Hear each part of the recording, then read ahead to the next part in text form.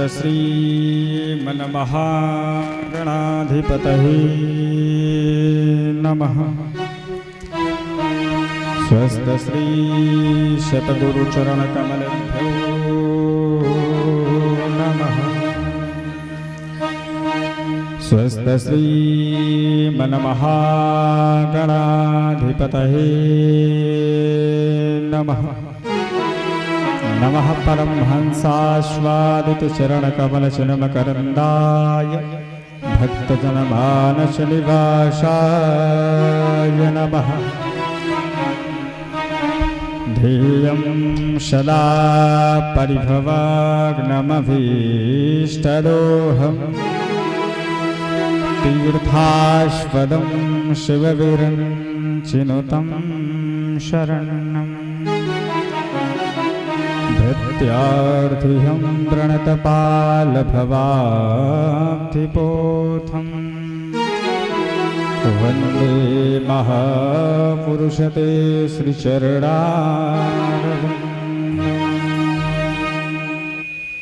जय जय श्री राधारमण,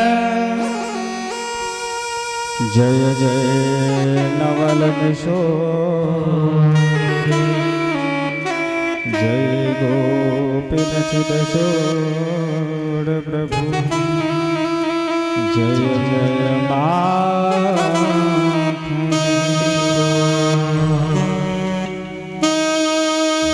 राधे मेरी स्वामनी, मैं राधे जी को जन्म जन्म मोहि दीजियो श्री चरण कमलन में।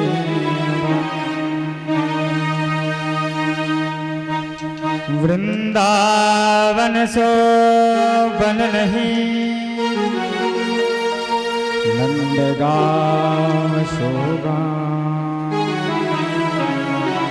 वंशी वट सो वट नहीं, कृष्ण नाम सो नाम। राधे मेरी मातु है, पिता मोर घनश्याम, इन दोनों की श्री चरण कमलन में मेरा बारंबार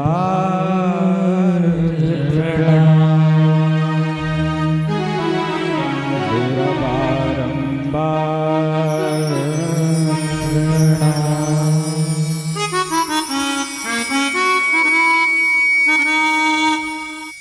बोल भागवत भगवान की जय हो। वृंदावन धाम जय हो, वृंदावन बिहारी लाल की जय, रुक्मणी रमण भगवान की जय, राधा कृष्ण भगवान की जय, राधा माधव भगवान की जय, वृंदावन धाम की जय। जय जय श्री राम।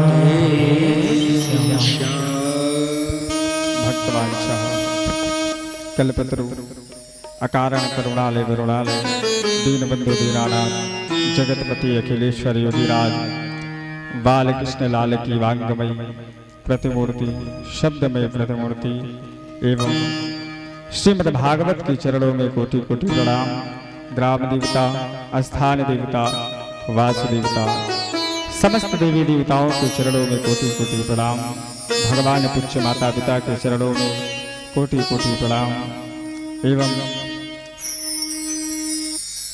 विप्र बंधु एवं संगीतज्ञ बंधु एवं ध्वनि यंत्र के माध्यम से जहाँ तक मेरी आवाज जा रही है वहाँ तक इस कथा को श्रवण कर रहे श्रद्धालु अनंत कोटि ब्रह्मांड नायक राम कथा श्रीमद् भागवत कथा के परम रस श्रोता ज्ञानी नामक गण्य अनंत संत बलवंत श्री हनुमान जी महाराज के चरणों में प्रार्थना करते हुए आइए इस कथा के हम आप सब तृतीय दिवस में गोता लगाए। उस पे पूर्व अपने मन वाणी अंतःकरण को पवित्र करें, क्योंकि हमारी जो जीवात्मा है ये 3 प्रकार से पाप करता है, मनसः वाचः कर्मणः। देखिए ये जो बच्चे हैं ना, इनको पहले एक जगह बिठाओ, ये भाई चिल्ला रहे हैं, और ये कुर्सी जो चारों है ना थोड़ा दूर लग रहा है। हाँ, बच्चों को बिठाओ भाई, चिल्लाएंगे जब तक ना कथा समझ में आएगी नहीं। बोल भागवत भगवान की जय। आइए सभी लोग श्रद्धा भक्ति भाव के साथ सब लोग हमारे साथ गुनगुनाएंगे। आनंद छवि घनश्यामा, बोलो जय सिया रामा। आनंद छवि घनश्यामा, बोलो जय सिया रामा। छवि घनश्यामा, बोलो जय सिया रामा। आनंद छवि घनश्यामा, बोलो जय सिया रामा। जय सिया राम बोलो जय सिया रामा। जय सिया राम बोलो जय सिया रामा। जय सिया राम बोलो जय सिया रामा। जय सिया राम बोलो जय सिया रामा। जय श्यामा, बोलो जय सिया रामा। छवि घनश्यामा, बोलो जय सिया रामा। छवि घनश्यामा, बोलो जय सिया रामा।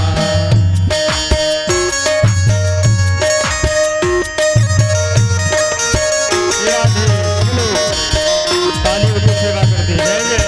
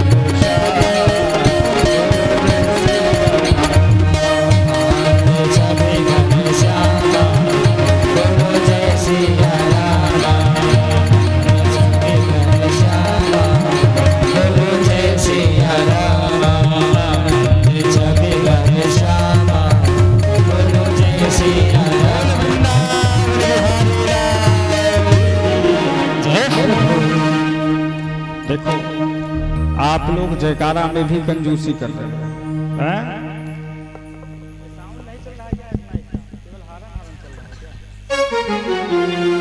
बोल वृंदावन धाम की जय हो।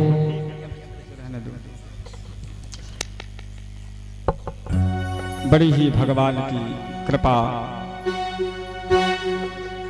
हमारे आप सबके ऊपर है कि हम आप सब आज इस कथा के तृतीय सत्र में गोता लगाने चल रहे हैं।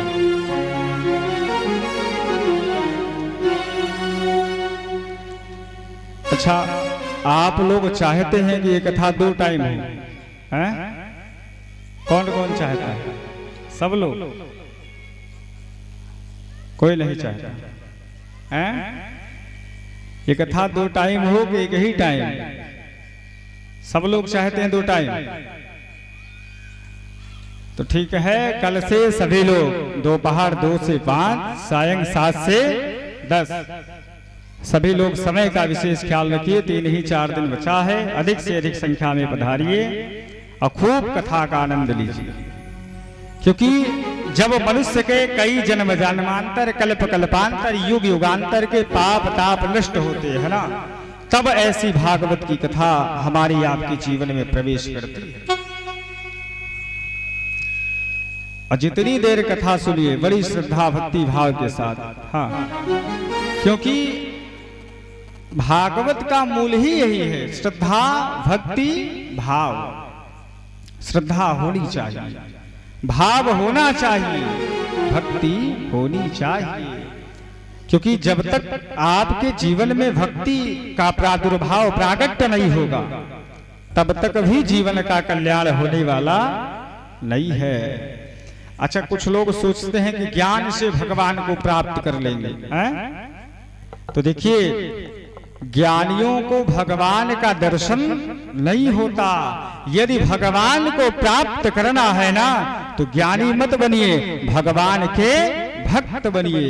यदि भगवान के भक्त बन जाएंगे तो निश्चिंत ही भगवान को प्राप्त कर पाएंगे। ज्ञानियों को कभी भगवान का दर्शन नहीं होता। केवल और केवल भाई सबरी कौन थी?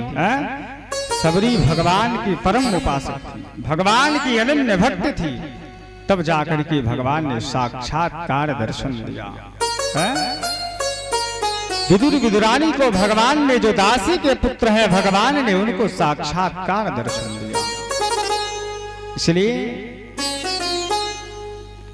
मीराबाई पर भगवान ने विशेष कृपा करी। पूज्यपाद गोस्वामी तुलसीदास जी महाराज पर भगवान ने विशेष कृपा करी। ये सब भगवान के भक्त थे। इसलिए कभी ये मत सोचिए कि बहुत बड़े ज्ञानी बन जाएंगे तो भगवान का दर्शन हो जाएगा, क्योंकि ज्ञानियों को भगवान का दर्शन नहीं होता। यदि भगवान का दर्शन करना है, भगवान को प्राप्त करना है, तो आप भगवान के भक्त बनिए। कल हम आप सबने कथा को श्रवण किया।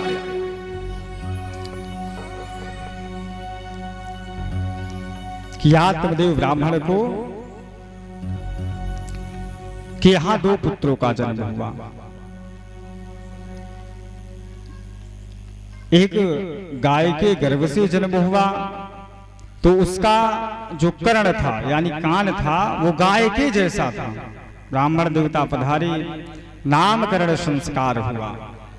अच्छा, नामकरण संस्कार जब होने लगा तो धुंधली खड़ी हो गई। ब्राह्मणों ने कहा, देखो, पिता का नाम आत्मदेव तो पुत्र का नाम परमात्मदेव। अब धुंधली खड़ी हो गई। देखो महाराज, पहले वाले का नाम तो ये नहीं चल पाएगा, जिसके गाय के कर्ण हैं उनका नाम तो गोकर्ण रख दो, लेकिन महाराज इनका नाम तो मेरे नाम से मिलता जुलता रखो। अब भाई ब्राह्मणों ने भी विचार किया, महाराज इनका नाम धुंधली महारानी तो पुत्र का नाम धुंधकारी होगा। अब महाराज धुंधकारी का अर्थ ही यही है, जिसके अक्ष के समक्ष कुछ दिखाई ना पड़े, सब धुंधला धुंधला दिखाई पड़े, वही है धुंधकारी। अब नामकरण हो गया, दोनों की ख्याति बढ़ने लगी। एक विख्यात होता है तो दूसरा कुख्यात होता है।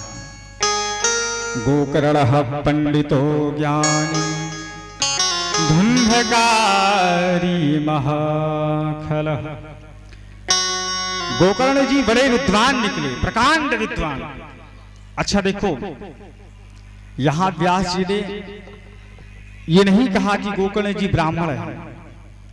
गोकर्णः पंडितो ज्ञानी, गोकर्ण जी क्या है? बोले पंडित हैं। अच्छा देखो, एक बात आपको स्पष्ट और कर दूं, पंडित कोई जाति नहीं होती। किसी के मन में यदि संदेह हो तो उसका भी निवारण हम कर दे रहे हैं। पंडित किसी की जाति नहीं होती। जो जिस चीज में विशेषज्ञ होता है उसी चीज में उसको पंडित कहा जाता है। अच्छा, आप लोग सोच रहे हो कि महाराज फिर पंडित ब्राह्मणों को ही पंडित लोग कहते हैं और लोगों को क्यों नहीं कहते? देखिए, ब्राह्मणों को शास्त्र का ज्ञान है, इसलिए उनको शास्त्र का ज्ञान है, इसलिए उनको पंडित कहा जाता है। अच्छा, पंडित तो राम जी भी थे कि नहीं थे? अब आधे लोगों के मन में विचार होगा, महाराज राम जी तो ठाकुर थे तो पंडित कैसे हो गए? देखिए, राम जी भी पंडित थे। बोले कैसे? बोले खर दूषण विराद वध पंडित। खर दूषण का वध करने में राम जी पंडित थे। इसलिए पंडित उसी को कहते हैं जो जिस चीज में विशेषज्ञ हो उसी चीज के लिए उसको उस चीज में पंडित कहा जाता है। तो गोकर्ण जी महान विद्वान है। गोकर्णः पंडितो ज्ञानी धुंधकारी महाखलः। अच्छा महाराज, दोनों की ख्याति बढ़ी। गोकर्ण जी तो चले गए, अब लेकिन धुंधकारी का अत्याचार पापाचार खूब बढ़ता गया। गोकर्ण जी चले गए, पिता आत्मदेव कुछ दिन बाद पुत्र से उदास होकर जाने लगे। अच्छा देखो, अगर किसी का पुत्र ना नालायक निकल जाए तो माता पिता को जो कष्ट होता है वो भगवान ही जाने हैं। इसलिए संत महापुरुष कहते हैं, प्रभु मेरा संग यदि मुझे नरक भेजना पड़े तो नरक भेज देना, परंतु प्रभु मुझे दुष्टों का संग मत देना। क्योंकि दुष्टों का संग महाराज जिसका पाला पड़ा होगा ना उसी को पता होगा। भाई देखो, समय सबका आता है। यदि आज घड़ी की सुई 3 पर है तो 6 पर जाएगी, 6 से 10 पर जाएगी, 10 से 12 पर जाएगी, 12 से 3 पर और 3 से 6 पर और 6 को स्पर्श करते पुनः 3 पर आएगी। तो समय तो भाई सबका आता है। दुष्ट जन कहते हैं, दुष्ट जन का संग, संत जन कहते हैं मुझे प्रभु मत देना, मुझे नरक दे देना, परंतु दुष्टों का संग मत देना। क्योंकि दुष्टों का संग महाराज नरक से ज्यादा दुखदाई होता है।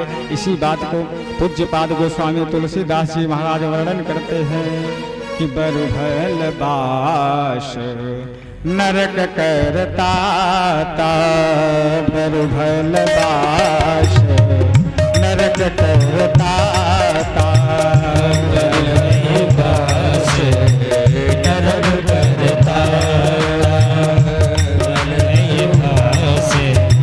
नरक करता, दुष्ट संग दे विधाता, दुष्ट संग दुष्ट संग दे विधाता, दुष्ट संग दे विधाता। तो प्रभु दुष्टों का संग मत देना, क्योंकि दुष्टों का संग नरक से ज्यादा दुखदाई होता है। जिसके अगर बगल पड़ गए हो दुष्ट, जिसका पीछा कर लिए हो महाराज, फिर उससे पूछो। तो दोनों की ख्याति बढ़ी, एक विख्यात हुआ, दूसरा कुख्यात हुआ। गोकर्ण जी निकल पड़े जंगल में, पुनः पिताजी भी निकल पड़े। फिर गोकर्ण जी शिक्षा दीक्षा ग्रहण करके आ रहे थे, रास्ते में पिताजी मिले। पिताजी ने सारे वृत्तांत को सुनाया है। गोकर्ण जी ने दिव्य शिक्षा दी है पिताजी को कि सोई पावन सोई सुभग शरीरा, जो तन पाई भजो रघुबीरा। बड़े भाग्य से मनुष्य का तन मिलता है पिताजी, इसलिए आप भगवान का भजन करिए। और गोकर्ण जी ने दिव्य शिक्षा पिताजी को देकर के गोकर्ण जी भी तीर्थ यात्रा पर चले। अब घर में बची धुंधली अकेली, महाराज पुत्र का अत्याचार बढ़ता गया। धीरे धीरे पुत्र ने 5 वैश्याओं को घर में रख लिया, लाकर रख लिया। अब महाराज जब 5 वैश्याओं को घर में रख लिया तो वैश्याओं को तो क्या चाहिए? धन चाहिए। अच्छा देखो, वैश्या किसे कहते हैं? आजकल भी वैश्या है, पहले ही नहीं थी जो अपने पति के रहते दूसरे पर पुरुष के संग चली जाती हैं, उन्हीं को हमारे धर्म शास्त्रों में वैश्या कहा जाता है। अब महाराज 5 वैश्याओं को लाकर के घर में रख लिया। वैश्याओं को क्या चाहिए? धन चाहिए, कहीं से भी लाओ। अब महाराज धीरे धीरे चोरी करने लगा, डकैती करने लगा। छोटे छोटे लोगों के यहां जाता, चोरी करके लाता, वैश्याओं को धन देता। महाराज इतना अत्याचार बढ़ने लगा। एक दिन वैश्याओं ने अधिक धन मांगा, उसके सामने कुछ सूझा नहीं। पहुंच गया मां के पास और धुंधली को पीटना शुरू कर दिया। मुझे धन दो, मुझे धन दो, मुझे धन दो। धुंधली ने कहा, मेरे पास धन नहीं है, कुछ भी हो मुझे धन चाहिए। यदि आपने धन नहीं दिया तो मैं आपके प्राणों का अंत कर दूंगा, आपका प्राणांत कर दूंगा। धुंधली के नेत्र सजल हो गए। जो धन था भय से भयभीत होकर के धुंधली ला करके दे दी। पुत्र लेकर के गया, धुंधकारी लेकर गया, वैश्याओं को दे दिया। दूसरा दिन बीता, वैश्याओं ने पुनः धन की याचना करी। मुझे धन चाहिए, कहीं से भी ला करके मुझे धन दो। ये बच्चों को बिठाओ भाई, काहे टहल रहे हैं? बोल भागवत भगवान की जय। वैश्याओं को केवल क्या चाहिए? धन चाहिए, धन कहीं से भी मिले। महाराज दूसरे दिन वैश्याओं ने पुनः याचना किया, कुछ भी हो मुझे धन चाहिए। आज धुंधकारी के समक्ष कुछ गूंजा नहीं, कुछ सूझा नहीं, और पहुंच गया पुनः अपनी मां के पास। और मां के पास जब पहुंचा ना तो मां को पुनः पीटना चाहा, मां के साथ यातना करने लगा। मां कुछ भी हो मुझे धन दो, मुझे धन चाहिए। धुंधली रोने लगी, मेरे पास धन नहीं है, कुछ भी हो कहीं से भी लाओ। यदि आज तुम धन नहीं दोगी मैं तुम्हारा वध कर दूंगा, मैं तुमको जिंदे जी ले जाकर के कुएं में डाल दूंगा। कुछ भी हो मुझे धन दो। ऐसा कह करके धुंधकारी वहां से चला आया। और आज धुंधली रात्रि की वेला है, रुदन करती हुई कष्ट से भयभीत, भाई अगर धन नहीं मिलेगा प्रातः काल पुत्र मार देगा। धुंधली ने सोचा पुत्र के हाथों मरना ठीक नहीं है, इससे पहले मैं खुद अपने प्राणों का अंत कर दूं। आज धुंधली जाकर के कुएं में कूद करके अपने प्राणों का अंत कर देती है, अपना प्राणांत कर देती है। सोचिए ये होती है यदि पुत्र जिसका निकृष्ट निकल जाता है उस माता पिता से पूछिए। आज धुंधली के प्राणांत हो गए। धुंधकारी का पाप बढ़ने लगा, धीरे धीरे पाप और बढ़ता रहा। एक दिन ऐसा चरम सीमा पर पहुंचा, बड़े बड़े राजाओं के यहाँ डकैती करने लगा, धन ला करके देने लगा वैश्याओं को। वैश्या बड़ी प्रसन्न होती। एक दिन वैश्याओं ने मन में विचार किया, ये नित्य धन का चोरी करके लाता है धन राजा के यहाँ से, और निश्चिंत है किसी दिन पकड़ा जाए। और जिस दिन यदि पकड़ा जाएगा उस दिन राजा पूछेंगे कि धन ले जाकर के किसको देते हो, कहाँ रखते हो। तो ये निश्चिंत ही सारी बात बताएगा। और यदि ये पकड़ा जाएगा तो हम पांचों वैश्याएं पकड़ी जाएंगी, फिर राजा मन की बात को नहीं जानत है कोई।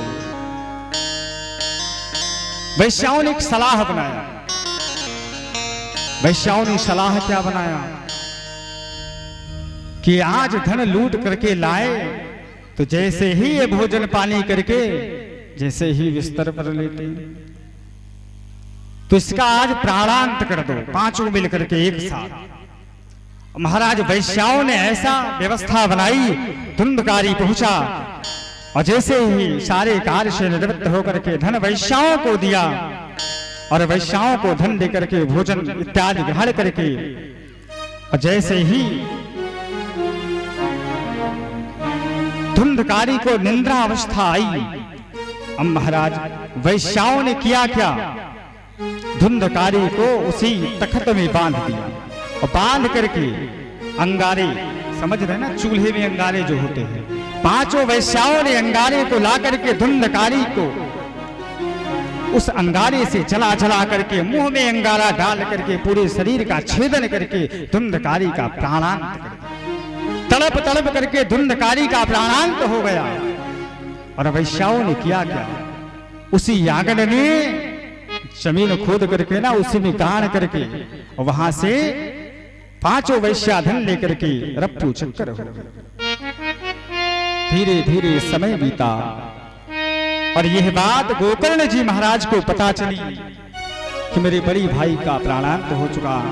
वह अधर्म करता था, अधर्मी था, लेकिन फिर भी मेरा भाई था। गोकर्ण जी ने जब इस बात को सुना तो गया, श्राद्ध पिंडदान इत्यादि कर्म किया। भाई हमारे यहाँ कोई अकाल मृत्यु हो जाता है या सारे कार्य से जब हम आप सब निवृत्त हो जाते हैं तो गया जी जाते हैं ना, फिर गया जी जाकर के चारों धाम जाते हैं, श्राद्ध कर्म करते हैं, फिर भागवत सुन के भंडारा करते हैं, ब्रह्म भोज करते हैं। तो गोकर्ण जी ने गया श्राद्ध सब कुछ किया। एक दिन गोकर्ण जी अपने घर आए, रात्रि का समय था। जब गोकर्ण जी महाराज घर आए, रात्रि का समय था, घर के अंदर प्रवेश किए, सोचे कल गांव वालों से मिला जाएगा। और महाराज जैसे ही प्रवेश घर में किए, समय बीता, रात्रि का जब समय आया, मध्यकालीन बेला, वैसे ही धुंधकारी अनेक अनेक रूपों में भयानक रूप धारण करने लगा। कभी गरजता, कभी सिंह की धार करता, कभी भैंसे की धार करता। महाराज धुंधकारी आज गरजने लगा। गोकर्ण जी को लगा कोई भयानक प्रेत।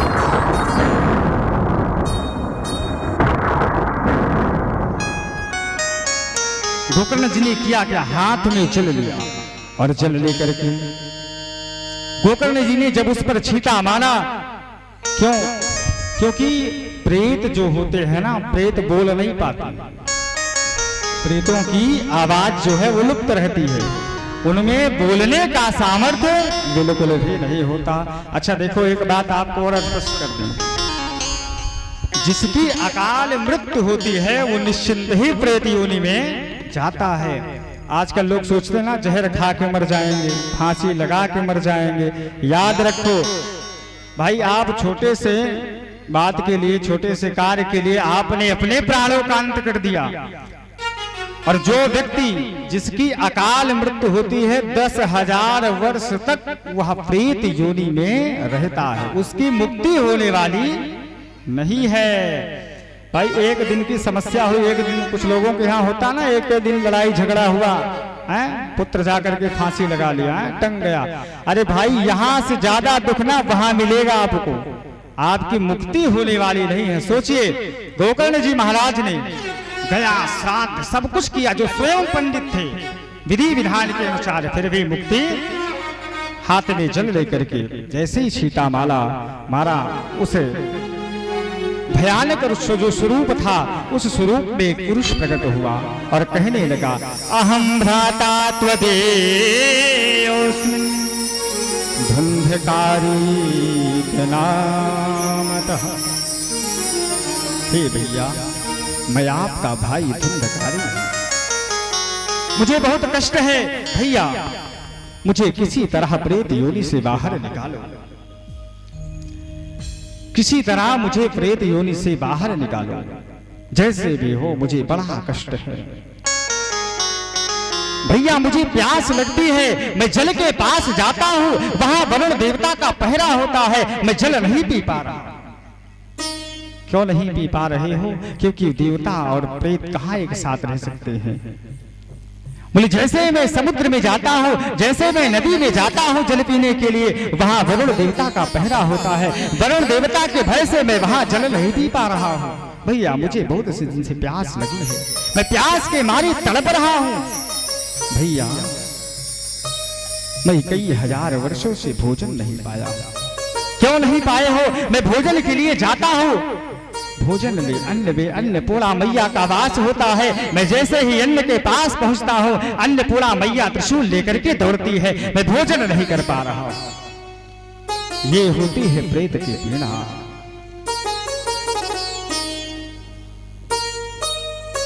मैं भोजन नहीं कर पा रहा हूँ भैया, मुझे किसी तरह प्रेत योनि से बाहर निकालो, किसी तरह मुझे इस प्रेत योनि से बाहर निकालो, मैं भोजन नहीं कर पा रहा हूँ। भोजन अन्न के पास जाता हूँ, अन्नपूर्णा मैया का वास होता है, अन्नपूर्णा मैया का पहरा होता है, अन्नपूर्णा मैया त्रिशूल लेकर के दौड़ती है, मैं भोजन नहीं कर पा रहा हूँ। मैं जल के पास जाता हूँ, वरुण देवता का पहरा होता है, जल नहीं ग्रहण कर पा रहा। ये होती है प्रेत की पीड़ा।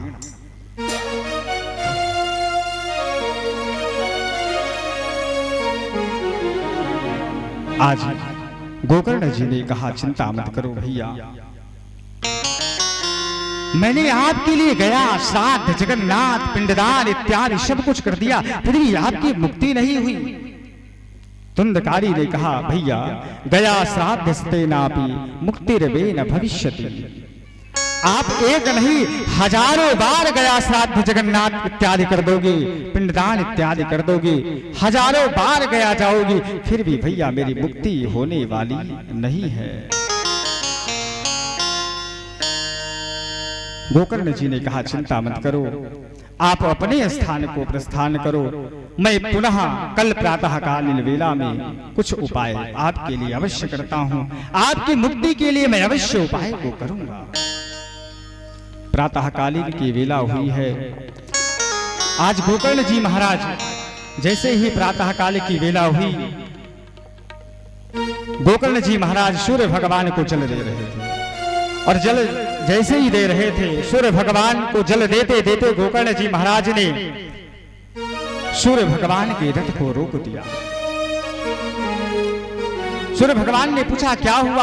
गोकर्ण जी ने सारी बात को बताया। प्रभु कुछ भी हो, मेरे भाई की मुक्ति नहीं हो रही है, प्रेत योनि में है, तड़प रहा है, उसकी मुक्ति कैसे होगी? आप कोई उपाय बताइए। तब सूर्य भगवान ने बताया कि जिसकी मुक्ति गया श्राद्ध जगन्नाथ पिंडदान इत्यादि से नहीं होती, उसकी मुक्ति श्रीमद् भागवत से होती है, और आप भागवत का आयोजन करो। जब तक आप भागवत का आयोजन नहीं करोगे तब तक मुक्ति होने वाली नहीं है।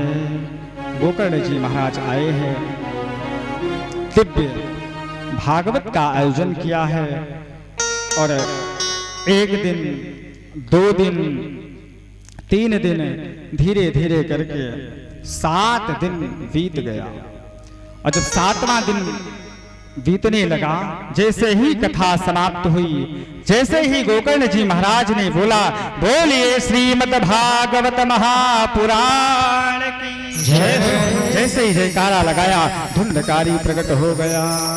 धन्या भागवती वार्ता प्रेत पीड़ा विनाश, धन्य है भागवत महापुराण जो आज प्रेत से मुझे मुक्ति दिलाती। ऐसी है भागवत की महिमा। सुंदर पीतांबर वस्त्र धारण की धुंधकारी महाराज प्रकट हुए। सुंदर सुंदर नेत्र हैं, पीतांबर धारण है, गले में पुष्प की माला है, तुलसी की माला है। अच्छा, अब माला की बात आ गई तो मैं आपको एक बात स्पष्ट कर दूं। जिस व्यक्ति के गले में कंठी नहीं होती, उनका दिया गया भोजन विष्ठा के समान है और दिया गया जल मदिरा के समान है। इसलिए सबको कंठी धारण करना चाहिए,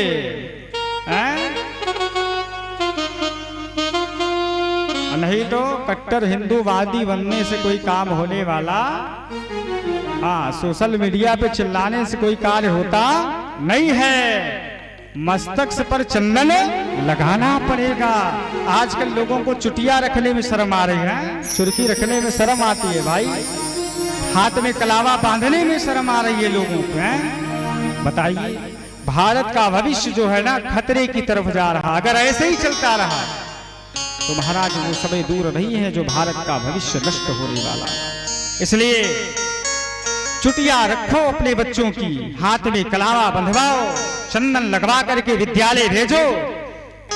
जिस विद्यालय में आपके बच्चों की एंट्री ना हो, यदि विद्यालय के प्रबंधक या टीचर बोले कि चंदन मत लगाओ, शिखा मत रखो, उस विद्यालय से बच्चे का नाम कटवा लो। उस विद्यालय में अंकित कराओ जिस विद्यालय में सनातन की परंपरा हो। याद रखो, हम आप सब जब धर्म की तरफ नहीं चलेंगे तो कौन चलेगा? है धर्म की रक्षा चिल्लाने से नहीं होती है, धर्म की रक्षा करने से होती है। लेकिन चिल्लाते खूब है, रक्षा कुछ नहीं करते, सबसे अंग भंग। यदि धर्म का, यदि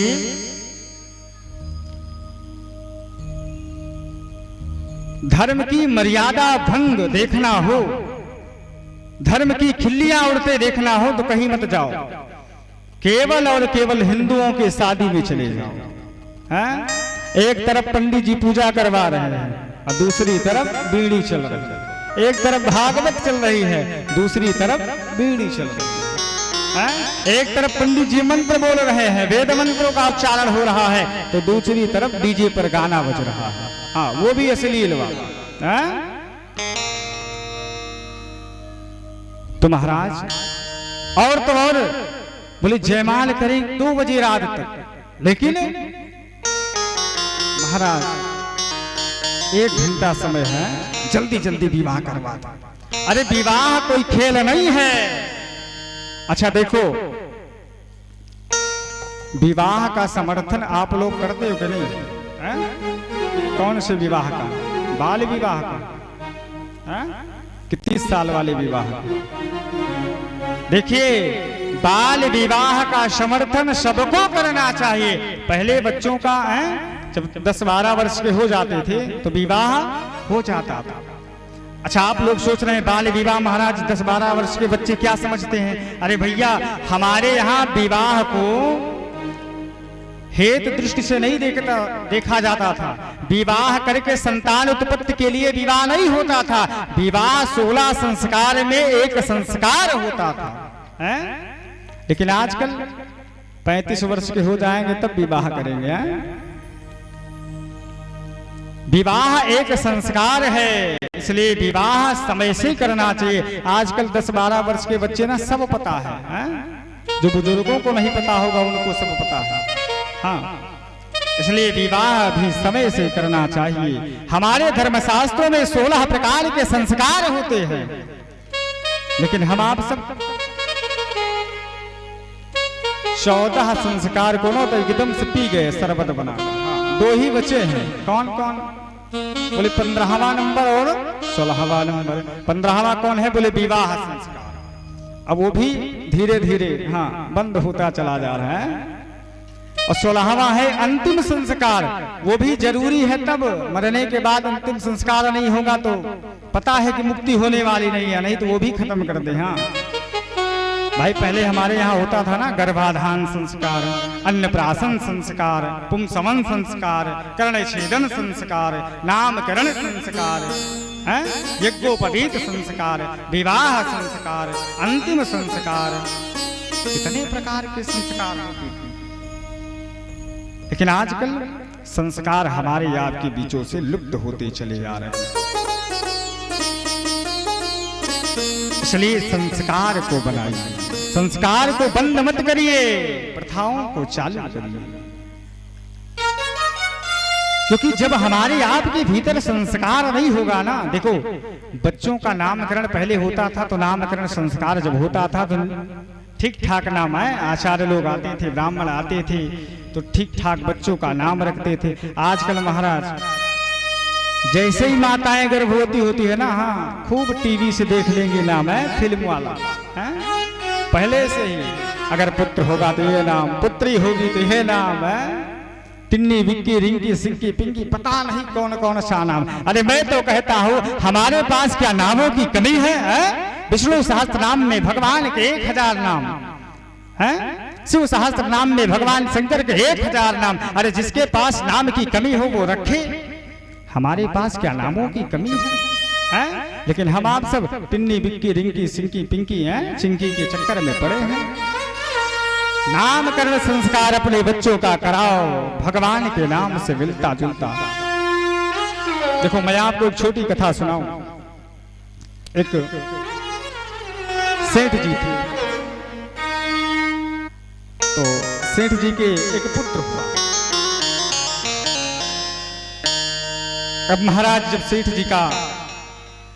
जी के यहाँ पुत्र हुआ तो सेठ जी बड़े उसको प्यार से बुलाते थे, बेसहूर। क्या? बेसहूर, खूब प्यार से।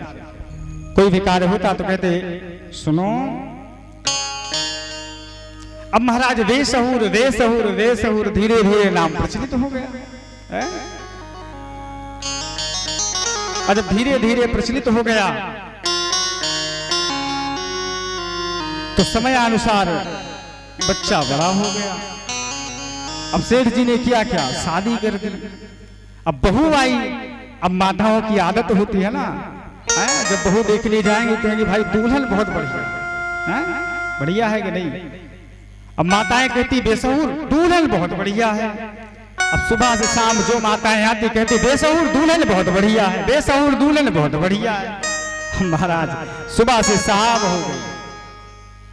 अब बेचारे बाहर गए थे बेसहूर। सायंकालीन की वेला हो, घर आए, पत्नी से बोले देवी सब मंगल। देवी बोली महाराज सब मंगल परंतु एक अमंगल। अमंगल क्या हो गया? बोले सबसे पहले काम करो नाम बदल के आओ।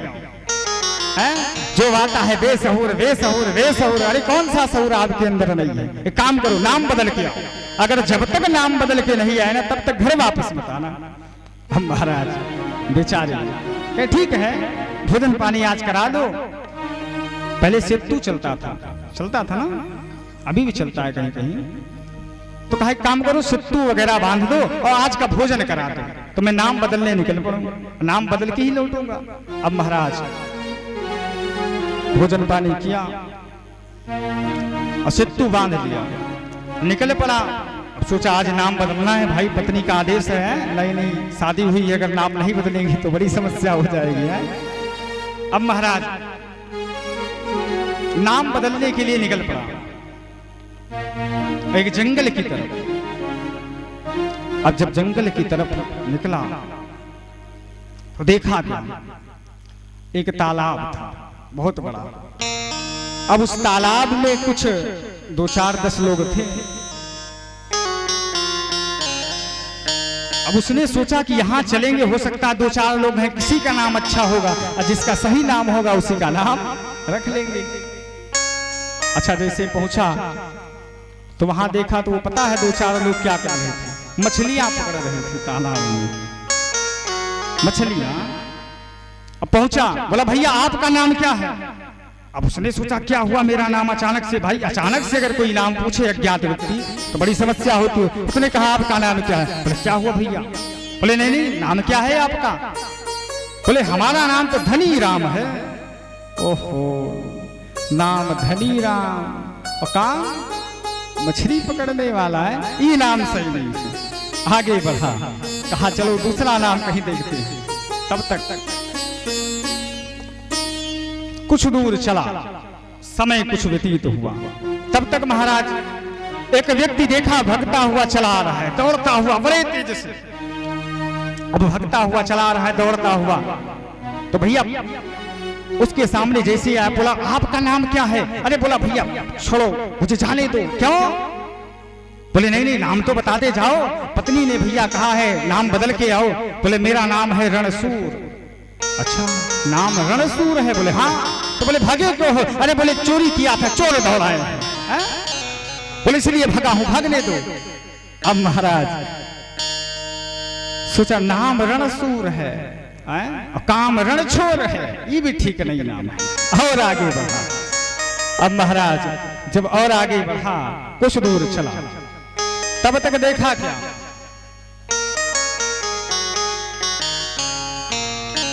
चार लोग एक व्यक्ति को लिए। राम नाम सत्य है, राम नाम सत्य है, सबकी यही व्यक्त है, करते चले आ रहे। सोचा इसमें 10-20 लोग हैं, पक्का इसमें सही नाम मिलेगा, अब इसमें सही नाम मिल जाएगा। अच्छा, जैसे ही वो लोग नजदीक है ना, बोले भैया ये कौन है? अरे बोले तुमको नहीं पता? बोले नहीं। बोले अमर है, अमर। बोले इनको हुआ क्या? बोले ये मर गए।